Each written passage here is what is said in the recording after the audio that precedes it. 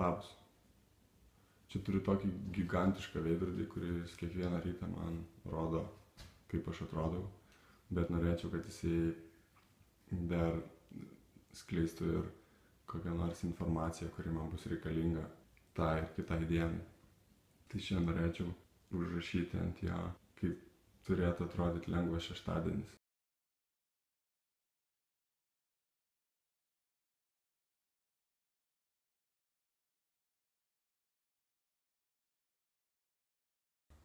Neankstyvi pusryčiai, dušas, namų apsitvarkymas, vakarienė ne namuose,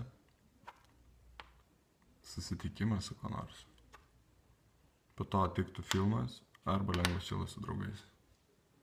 Tokio šeštadienio man reikia, kai aš planuoju darbingą sekmadienį. Kartais tiesiog priverčia prisėsti ir atrašyti porą mailų. Mačiau gatvė žiauriai gerą sierą. Vienintelis minusas, tai turint tokią mašiną, tu turėsi labai ilgai aiškinti, kodėl jinai būtent tokia, o ne kitokia. Labai užskaitau.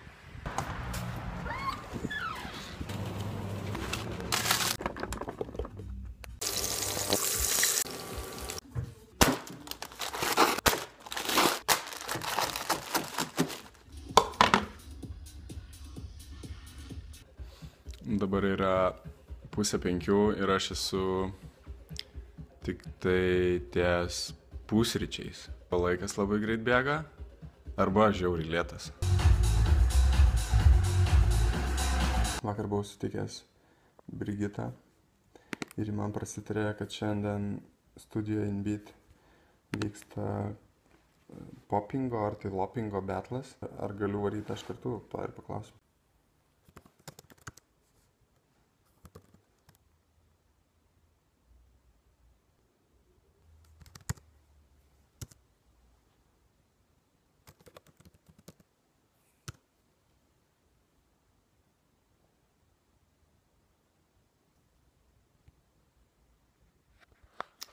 Dar liko nemažai reikalų iki 6 pasidaryti.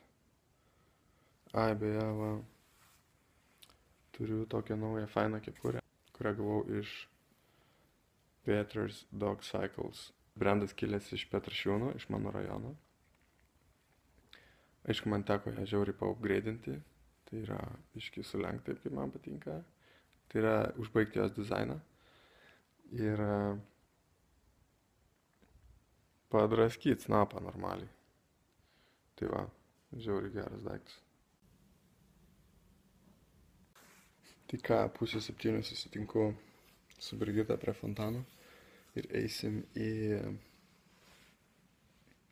InBeat studiją, ten vyks kažkoks betlas. Ten mačiau Facebook'e, kad ten kažkas vyksta ir žiauriai įdomu pasižiūrėti, kas ten bus. Fun, susitvarkiau namus.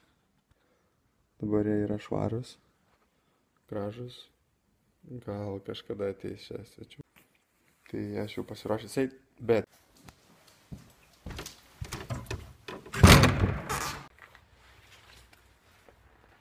Nebent rolę.